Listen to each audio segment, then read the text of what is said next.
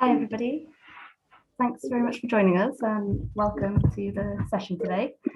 My name is Bethany Munley and I'm the WDI Company Engagement Officer at ShareAction.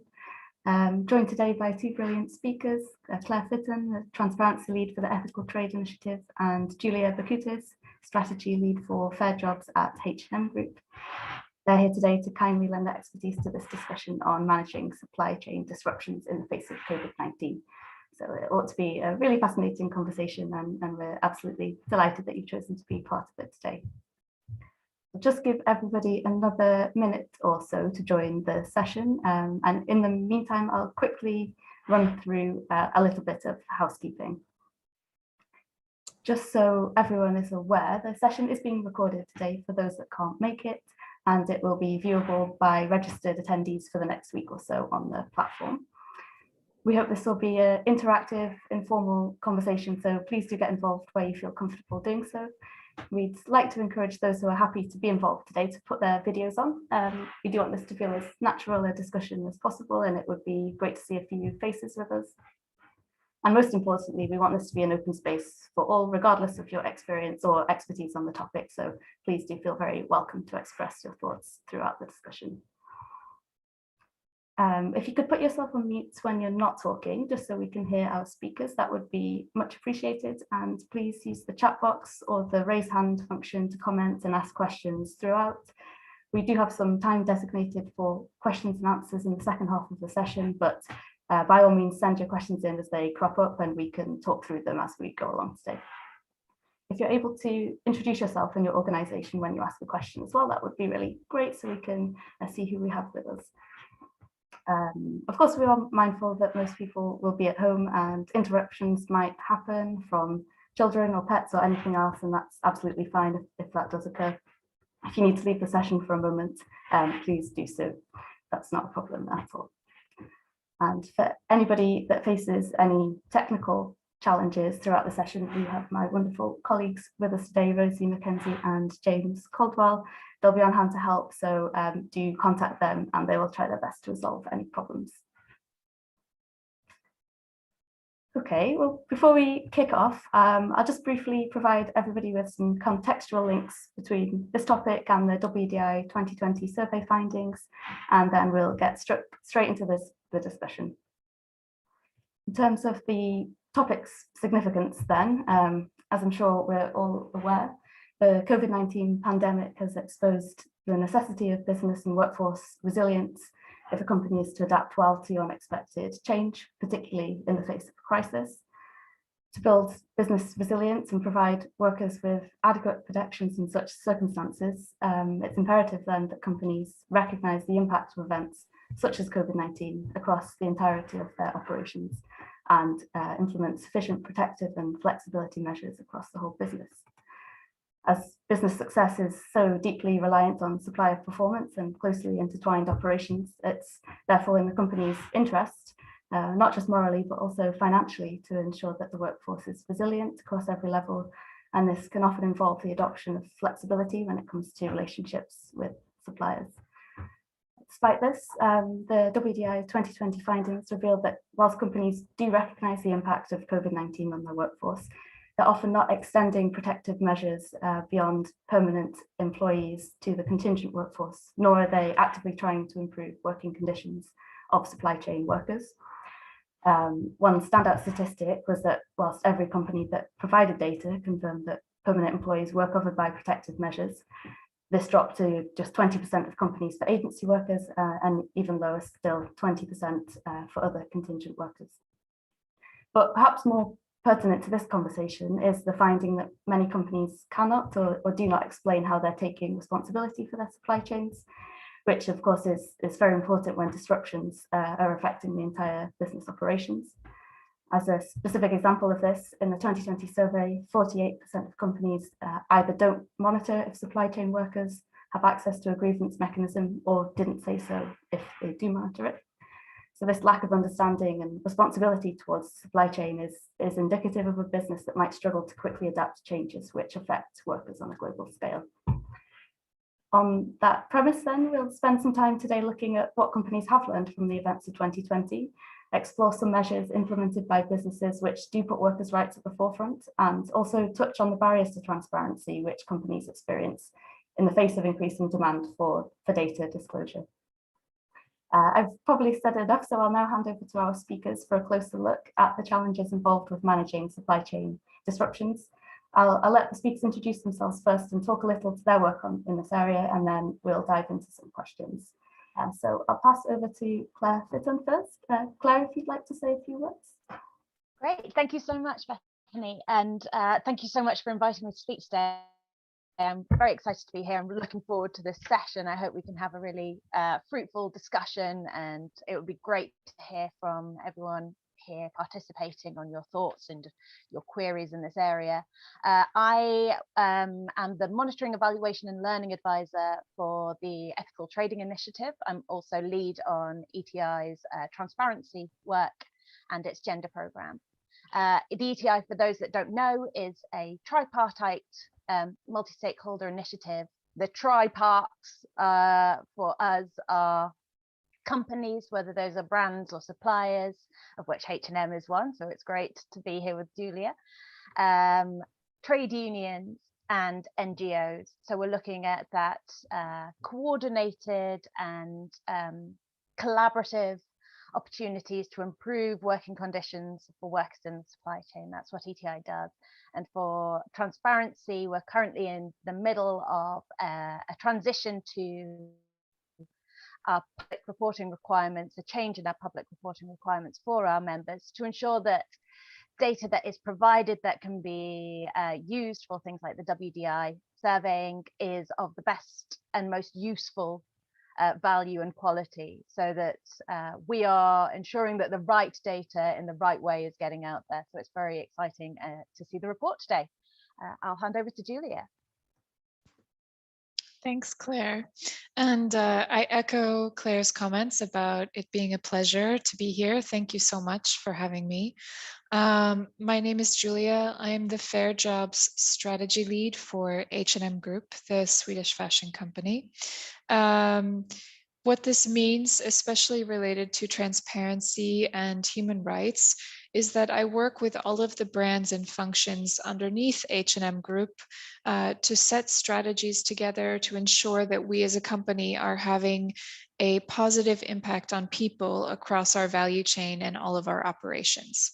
So as such, this role has been involved in the COVID-19 response of our entire company, and I continue to work with a cohort of my colleagues to ensure that we are taking that responsibility as we move into 2021 as well. So thank you again.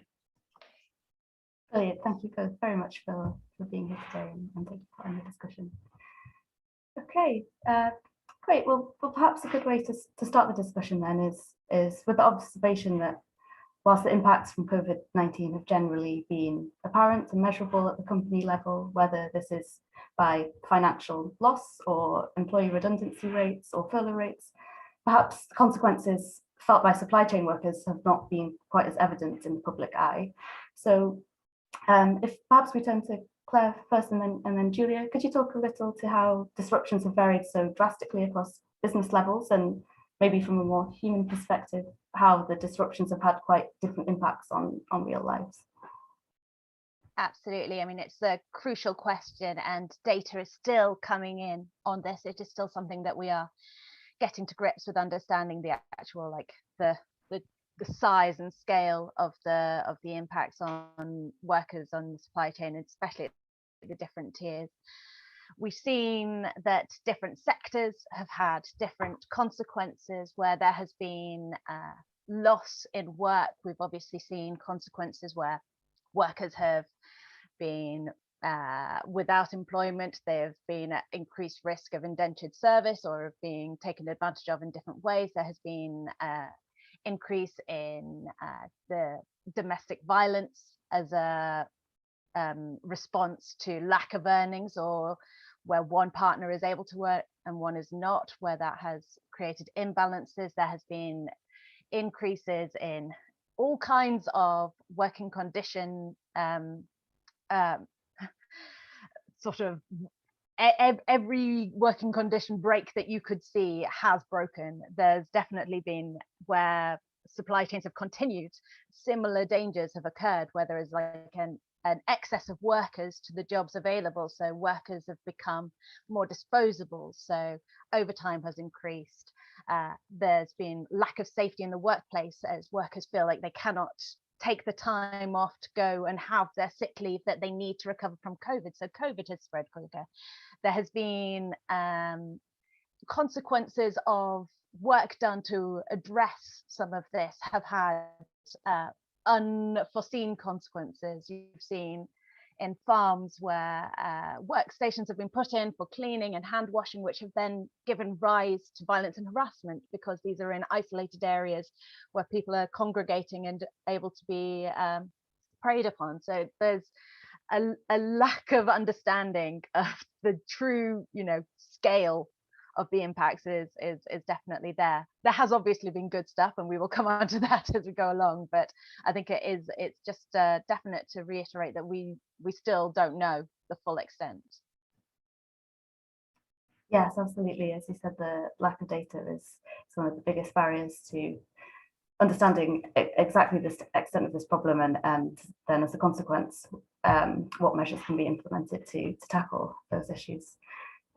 Julia, do you have anything to add on that, and can you talk to any of the varying disruptions you've seen in your work? Sure. I mean, I think H&M can speak to several disruptions. One is as a direct employer, of course.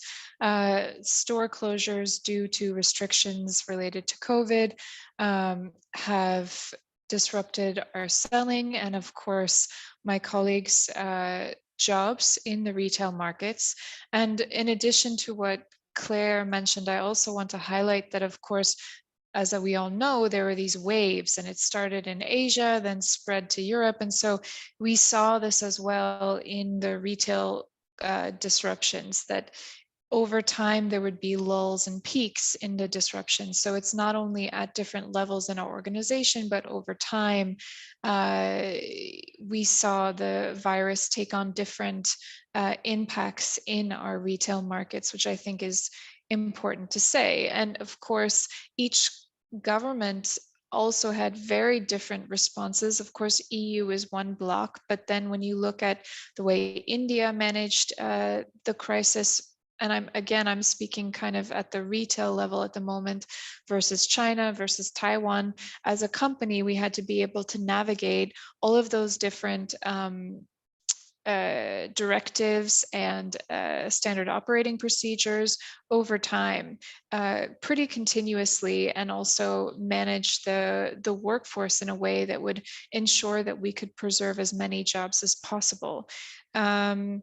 When we drilled down into the operations of our business and into the supply chain, the disruptions took on a different but echoing impact. With the reduced selling because of store closures, of course, that impacted the number of orders that we're placing. And those business disruptions also looked different in every market. We have a quite diverse supply chain. So in some ways, we were able to absorb those disruptions. When China closed, we could move orders even with those same suppliers that might own a factory in Vietnam as well as Shanghai. We could ask them to move their business to a different market. We tried as much as we could to keep the same orders with the same suppliers so that we could help with their cash flow. But again, that was very much an impact that we saw.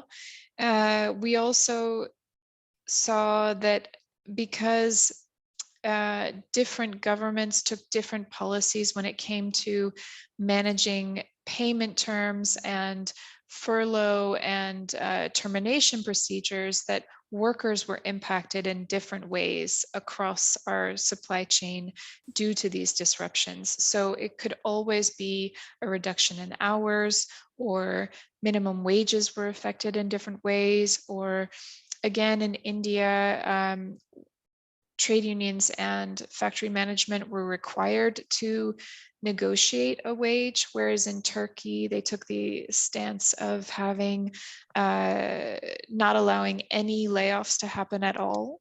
So again, like navigating this changing environment over time was something that we really saw.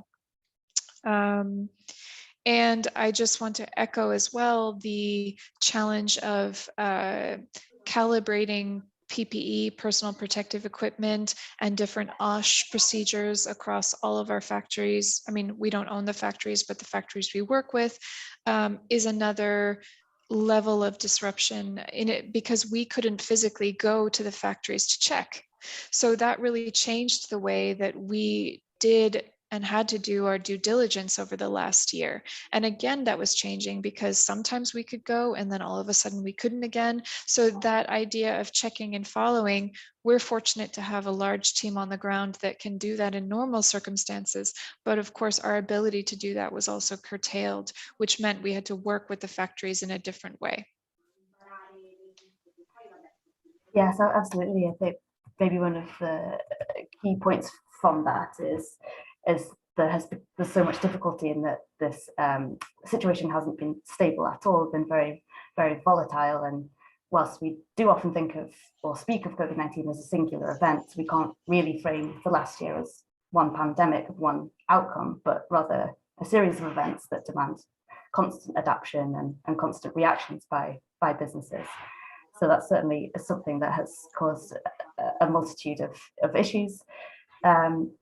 But perhaps if we think about company learnings 1 year into the pandemic now, how have those reactions by businesses changed? Do you think we're seeing better management of disruptions and possibly more opportunities for the workforce as a consequence of that, and definitely in comparison to a year ago?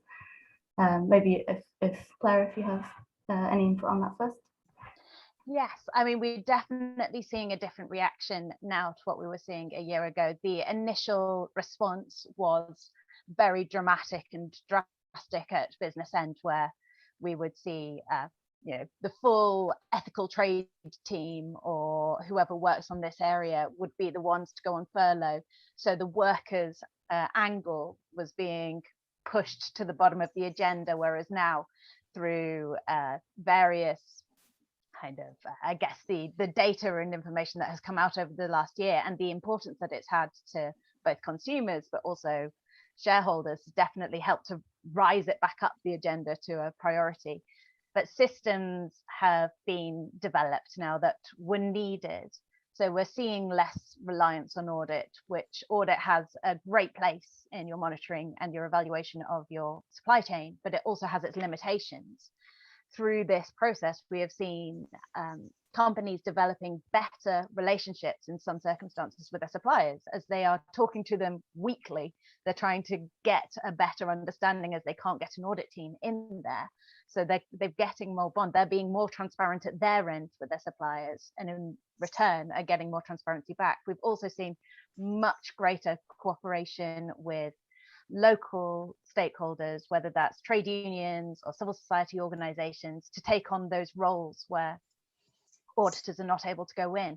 So being able to get into the factory with local trade unions, build up social dialogue programs, build up opportunities to actually hear back from the workforce, which are so needed and so valued.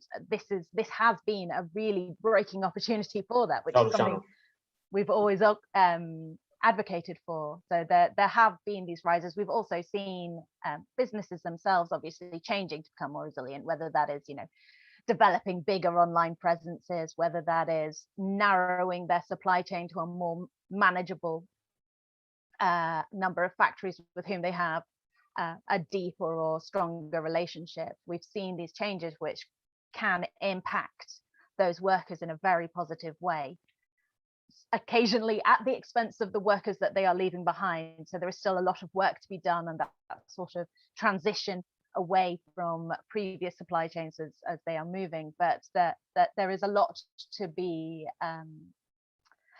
praised in where we are now from where we were a year ago. Yes, absolutely. Julie, you mentioned that addressing the pandemic in different waves and how different restrictions have meant that site visits, for example, have been possible at some times and then not others.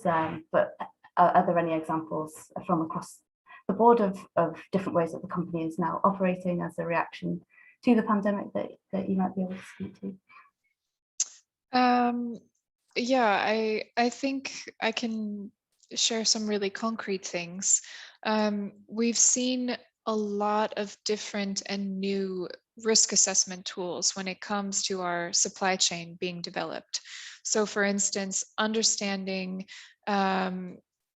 financial vulnerability of our direct manufacturers, understanding have they paid their material suppliers, have they paid their component suppliers, you know, where are they in their own business. I think this vulnerability has been floating below the surface sometimes over the years, but really came to the forefront in the pandemic. These more vulnerable businesses, these were the ones where we saw the risks for human rights violations and you know, not meeting our sustainability commitment and our expectations as well. So understanding those vulnerabilities and drilling down to literally the factory level on every level, I think is something that we've seen coming from our global production. Something else that we created that I think is an essential and good outcome of this is that we address the pandemic through creating a cross-functional team that worked across, because we're a huge company, right? It's like almost 200,000 people working. So we really needed to understand this issue and the risks and the solutions from a variety of different angles, from a global perspective at the group level, and also from the local perspective where we had our colleagues on the ground. And having that cross-functional team that included business, human rights experts, you know, global production decision makers, media, stakeholder engagement people, all of them coming together to take decisions. I think that was a great learning in how to manage this type of situation. And we met on a weekly basis. We met every single week, just making sure that we were all aware of all of the moving pieces within our company. You mentioned, and I think Claire mentioned as well, and I just want to echo, a learning also was how important our communication with our suppliers was. So the more transparent we could be with them, either in sharing what we do know or sharing what we don't know, the better we were able to navigate that uncertainty together and to really help them feel like we were in it with them. And with that, you know, very early on in the pandemic, we had a decision made directly from Helena, what our company stand, sorry, our CEO is named Helena, our company stand was saying, you know, this is what we were going to do. We're going to pay for all of our orders in the supply chain. We're not going to, you know, back out of our suppliers. We're going to do what we can if they've already bought material in advance. So I think that this very clear message from the top, from the very beginning, also really supported our ability to navigate the crisis as they came. And finally, I think we as H&M, you know, we have a fantastic annual sustainability report. We're always responding to media, but I think in this crisis, we also learned the power of proactive communication to stakeholders, not just giving information when it was asked, but proactively going out and sharing our situation and where we were, which opened up opportunities for collaboration, but also helped you know, increase trust among our stakeholders as well, not just our suppliers. Absolutely, and I think that's really indicative of a whole other level of transparency when you're able to discuss these issues, not just with the suppliers directly, but of course with all your affected stakeholders and consumers, which play such a big part in the business too. And it was great that you mentioned some measures that you enforced very early on, for example, paying for the suppliers' orders when they'd already been made. It seems to show a really great level of flexibility as part of the business model. And one thing we were going to discuss is whether you think the events of last year have forced a rethink of traditional supply chain models and really necessitated a new level of flexibility that hasn't really been seen before in recent history and was perhaps overdue. So I know, Julie, you've mentioned some elements of that. Is this something that's been new for H&M in the last year, or do you think a reevaluation of your supply chain is something that has been ongoing for some time? I think it's been ongoing for some time. I mean, we're a publicly traded company, so I think it's no secret that our profitability wasn't going in the right direction for several years. You know, from around 2012, 2013, it was quite clear through our public reporting that things were not going in the way we wanted them to.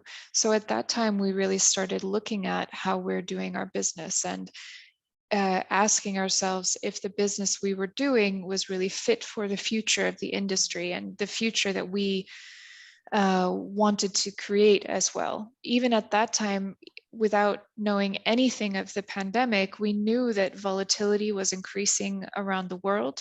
We knew that there would be you know, exacerbating factors like climate change, like increased migration, like increased social and political destabilization that would impact our supply chain. So far before the pandemic, we were doing a pretty deep self-examination of how we did business and were we really working in the best way. And I think perhaps we were just kind of reaping the benefits of that redesign when COVID hit, because we had a great quarter before COVID, and then all of a sudden that was thrown into disarray, of course. But I do think it gave us a great foundation for being comfortable rethinking those systems and being comfortable asking ourselves, are we really doing it correctly? And I mentioned, you know, new risk tools, but I also think,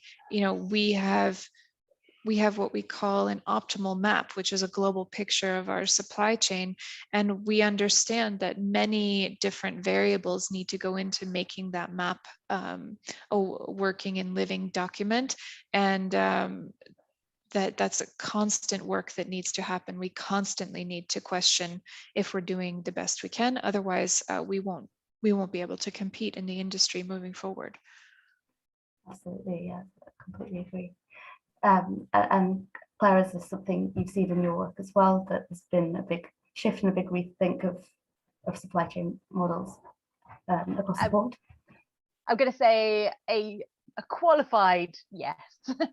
I think that this conversation has been on the table for a long time. The fit for purpose nature of many current large business models, whether that's from you know, the downward pressure of purchasing practices to the spread out nature of the supply chain, which leads to lack of leverage, lack of ability and control. That has been a known problem for some time, and movement on this has always been slow. What we have seen, as Julia was alluding to, is that this has kind of accelerated the understanding of the consequences, that it was going to happen, whether it was something like climate change that drew greater attention, whether it was migration levels.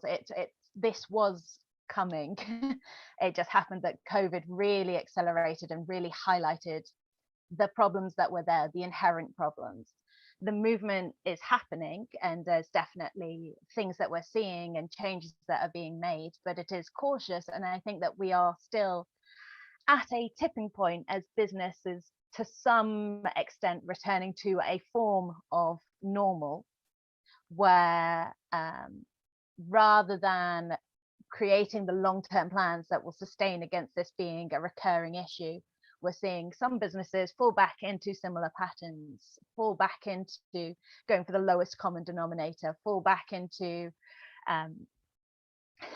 having lack of cash flow within their own organizations, so that they've got these pinpoint areas where they're not able to provide any support, and they will inevitably go into panic mode. So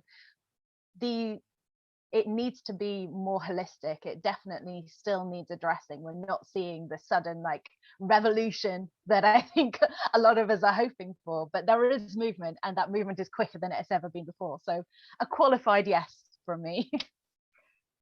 That's great. And yes, positive to hear overall, although potentially a worrying trend if maybe businesses aren't prepared for the next disruptive event, which is inevitable to occur.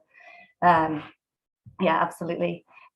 Maybe then potentially is one of the issues that whilst companies are starting to understand their supply chains in a bit more detail and to a more comprehensive level, there's still a divergence between this level of understanding and the ability to actually manage disruptions when they occur.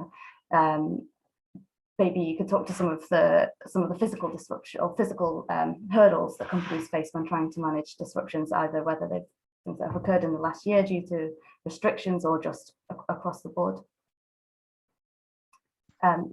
Julia, did you want to speak to that first? Oh, sure. I mean, I think Claire also alluded to this, and we've talked about it as well.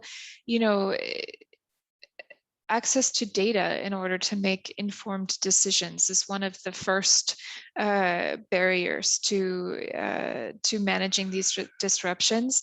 And I mean, it doesn't sound very sexy, but like an IT system is super expensive and it's really difficult to manage. And it's, you know, if you don't have like an iterative process where you're constantly, you know, improving your tools, then it becomes outdated really quickly. And I think this is something that is really difficult for even a large company with H&M, like resources to really get right. It's really difficult because we're not IT experts. So that foundation of information and knowledge that you need in order to manage the crisis, but then to be transparent about it, is stuck in that very like fundamental issue around having resources to invest in that system.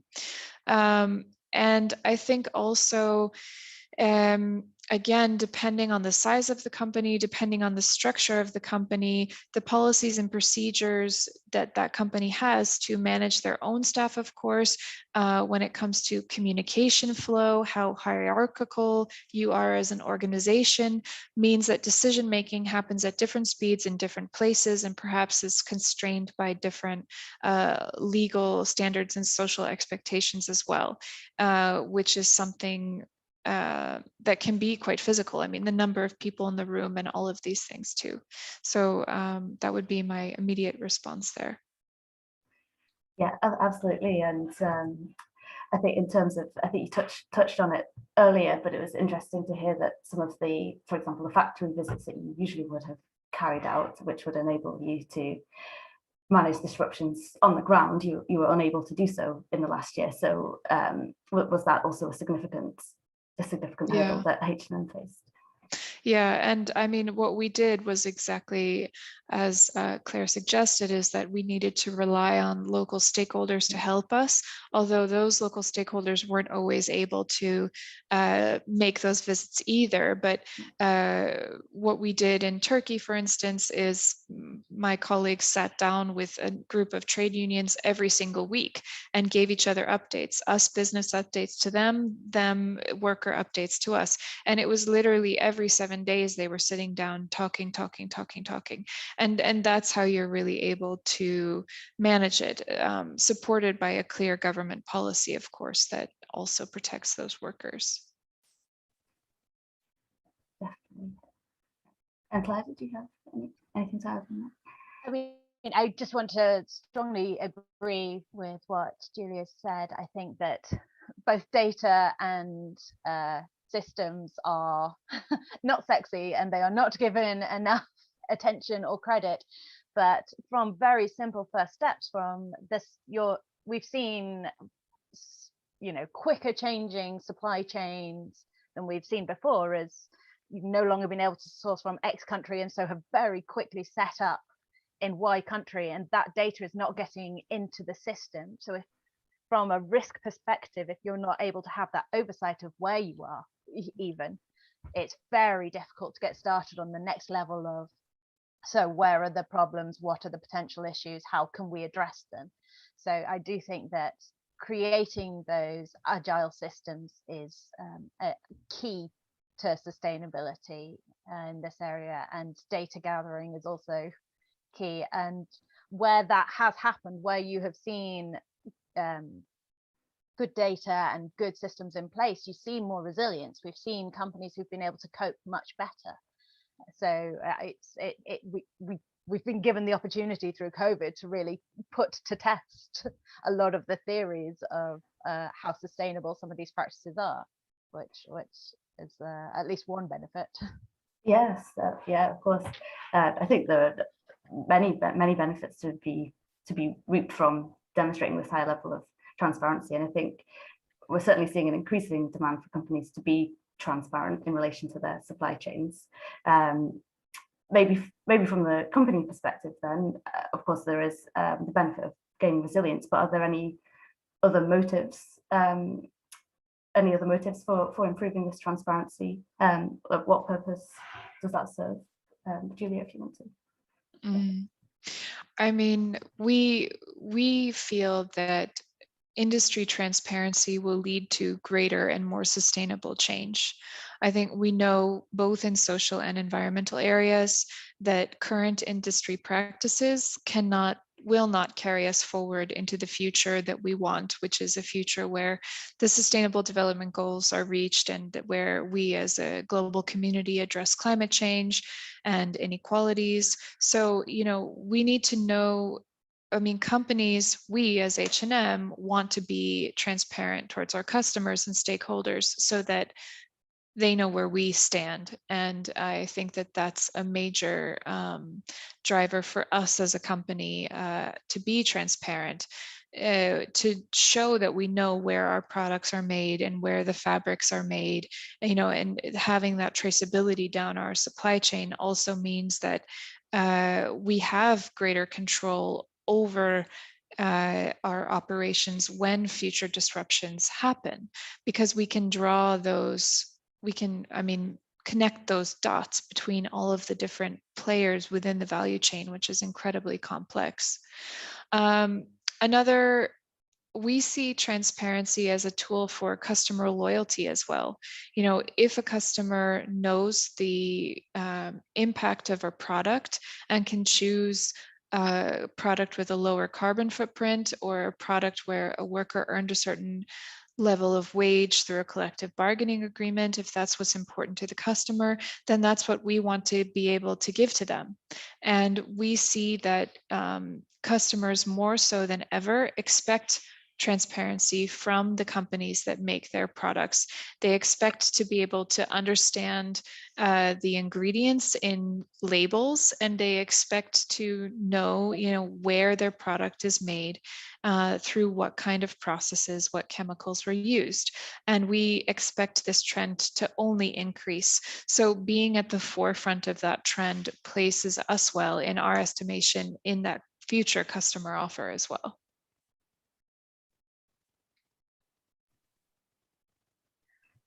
I'll come in with a few thoughts, if that's okay. I agree with everything that Julia said. I think there are different levels, different tiers, different types of transparency. What we have seen over COVID, as alluded to, is companies who have taken decisions at the start of COVID that might have seemed more risky from a profit perspective has actually led to them being far more resilient, being able to cope. Companies who have been able to get shipments over and pay for goods at the start of the process have had those goods when logistics supply chains have then been disrupted. And so they've actually been able to continue sales where other companies have stopped later on. They've seen and reaped the benefits. Transparency over things like this, where we see how taking an action might take a temporary dip, will reap benefits. If that is more transparent, then I think both from a shareholder's perspective, there will be better understanding of how to measure for this occasion, how to be a bit more, have a bit more foresight with the way that you're measuring. So it is not just to the very quant data that gets taken out at the moment. So it's a bit more holistic, it would be my hope. And then from the consumer side, they are far more engaged. There has been a lot over the last year to engage them, whether that is the situation in Leicester driving attention and interest and knowledge and increasing understanding for consumers, to the seafarers crisis. It's all been an opportunity for learning and understanding, and where brands sit and where we hope to help is in creating a much more nuanced understanding. Without the level and detail of data, then your consumer will just see a bad thing and react negatively to it, without the actual knowledge, the insights, the understanding of the context, the steps that are being taken, the reason that things that are coming out are actually because they're being explored. This is far better than them being hidden. We want to kind of celebrate that exploration, that decision to actually try and make a change and make differences, because it is happening. It is happening everywhere. So yeah, that reward level is still to be worked on, I think, but it's something that is definitely increasing over this year.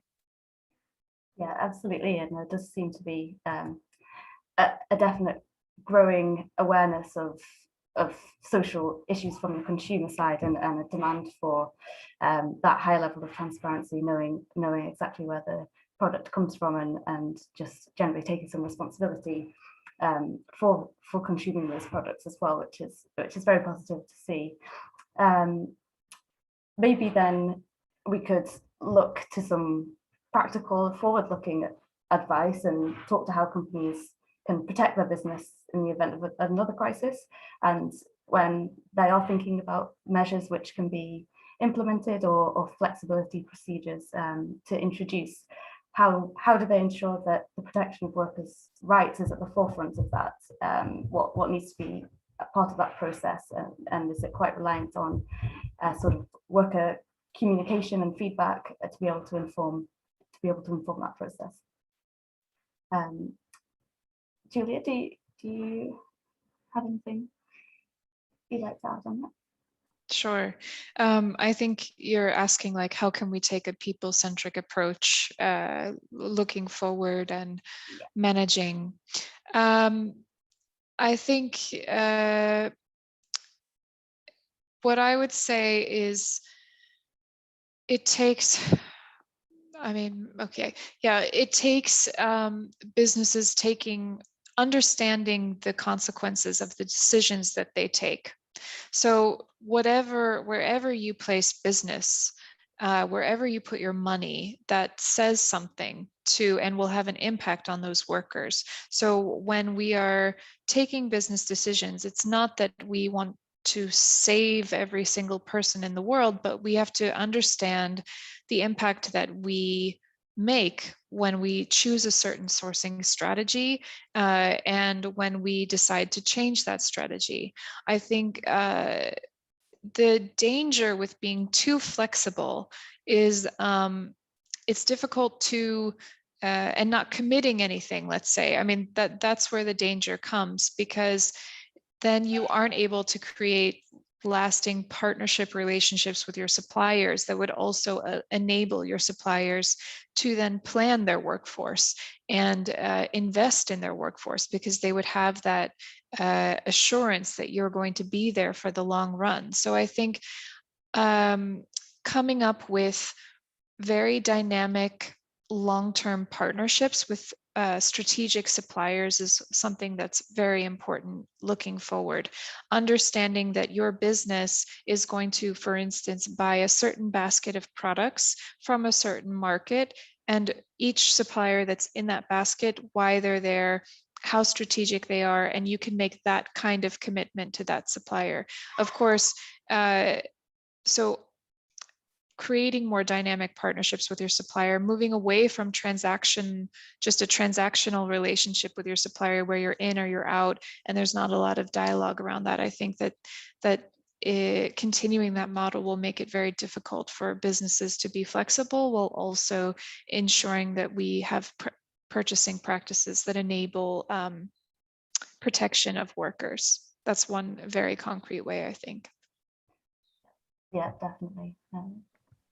Yeah, Claire, did you want to add something? Yes, I'd love to. So I think what we have seen in the last year has been traditionally a lot of due diligence practices have been focused on assessing the supplier and the supplier's behaviors, supplier's issues, correcting, improving that level of due diligence. What we have seen here is very much the consequence of the brand level behavior. So that internal inspection of your own practices, your own downward pressure is something that has been put off, and I don't think it can be anymore. It has to be led by assessing your purchasing practices, looking at your labor costing. There are lots of toolkits available. I recommend Fairware Foundation's Labor Minute Costing tool. It's very practical, very useful.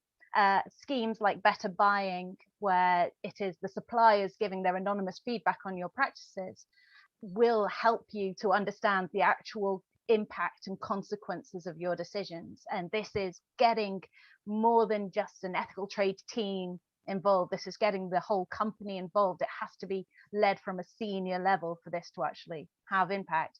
The opposite end of that is the workers themselves and their voices, their needs. It is engaging with trade unions, it is engaging with worker dialogue programs, it is engaging to ensure that the workers understand the pressures on them better than anyone else and the solutions to those problems better than anyone else. So it is ensuring that you are including their voice, that key stakeholder's voice in your decisions, and whether that is in your strategy making, whether that is at that really top level or at the very local level of working with a supplier to improve practices. It's vital all the way. So I can't advocate for that enough. Yeah, absolutely. It seems like a complete intrinsic part of this process and for offering those protections, of course. Brilliant. Well, thank you both very much for so much useful information. We would like to set aside a bit of time for questions and answers as well. So if anybody does have questions, please do put them in the chat box or unmute yourself and just ask those. That's absolutely fine as well. We have had one come in already from Charlie, and he asks that it feels like more and more people recognize that business models need to change, as Julia alluded to, but what are the most useful roles for civil society organizations to play to push for these changes? Claire, I don't know if you have some thoughts on that one. Thank you.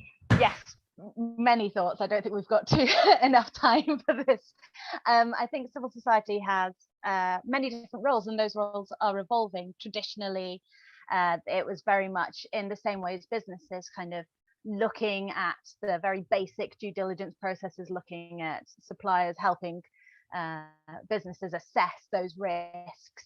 What we're looking now is far more collaborative attitudes to a far more broad thinking root risk cause change. So whether that is collaborating with businesses, with other relevant stakeholders, with shareholder organizations to put pressure on all the other leverage points that get ignored, whether that is local governments, whether that is international organizations, whether that is state shareholders. These all play a part in this, and they've all been sort of sidelined for what has up to date been very much a well, your supplier should behave like X, without the regard for how they can't within their country context, how they can't within the pressures that companies are under from shareholders, how they can't from consumers pressure to keep prices down. It has to be engaging in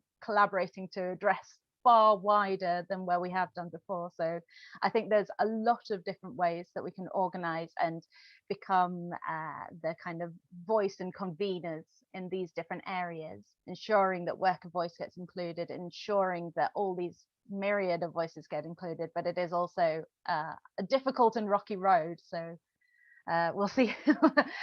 More collaboration, that would be my answer. Can I just add something, because I've talked to ETI about this in particular? I mean, Claire mentioned some tools, for instance, to enable brands to look at their purchasing practices. We're also a member of ACT, which looks at purchasing practices. And I think the tools that H&M can create that work for our business are not going to work for 90% of the fashion businesses out there, because our tool is built for a big organization with many different types of suppliers, and not all businesses are structured that way. So something that NGOs can do is take innovation and big tools with big companies and help adapt and apply that to the needs of the broad mass of the fashion industry, which are mostly SMEs. And I think this support to SMEs technically, and also sharing that knowledge, is really a wonderful role that ETI can play, because we as a brand, I mean, it's quite sensitive information for us to be sharing with other companies, but that's a role that civil society can play. And also, I think one of the things that COVID has revealed as well is the vulnerability of a lot of the social protection systems in many of the markets where we work, and a lot of the vulnerabilities within the labor market in the markets where we work, and not just in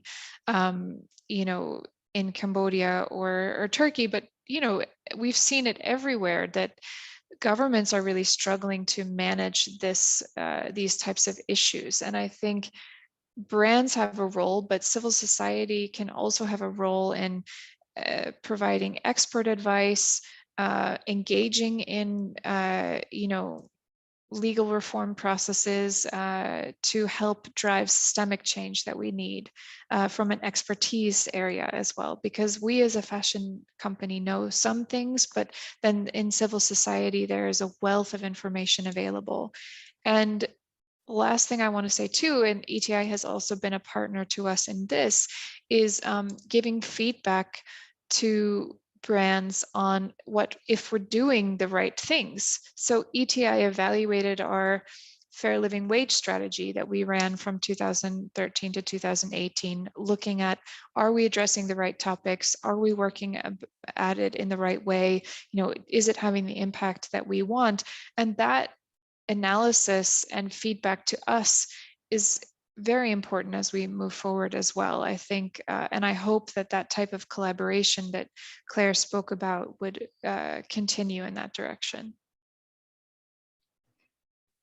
Yes, definitely. It seems like that element of feedback, it's absolutely vital to be able to improve in this way, and to get that overarching level of expertise to be able to make progress in this area. Sorry, Claire, did you want to add something on the end of that? No, I was just going to say that, yeah, I agree with everything Julia said, that kind of ability for civil society organizations to develop based on the practice and experience, and to expand on that across different sectors, across different sizes, what it needs to be tailored is something that is very needed. So it's something that we are always happy to be working on. Yeah, absolutely. And I think having some best practice to look to is so important to be able to guide these measures. Do you have any examples, particular examples of best practice that you've seen that could be helpful for other companies going forwards?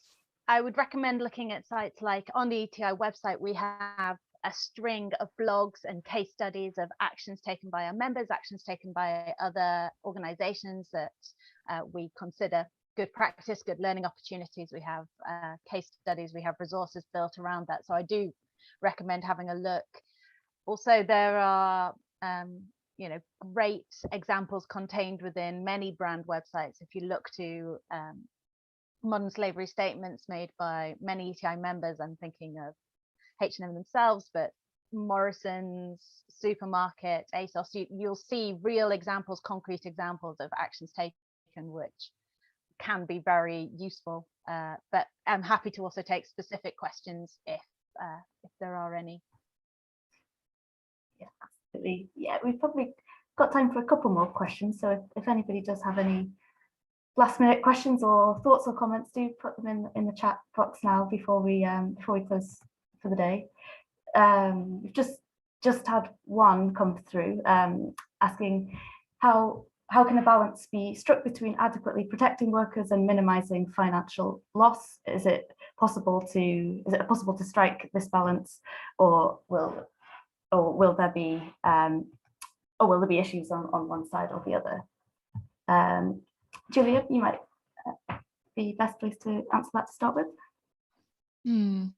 Yeah, I think one way to address that is, as I said, to look at the surrounding ecosystem within that industry.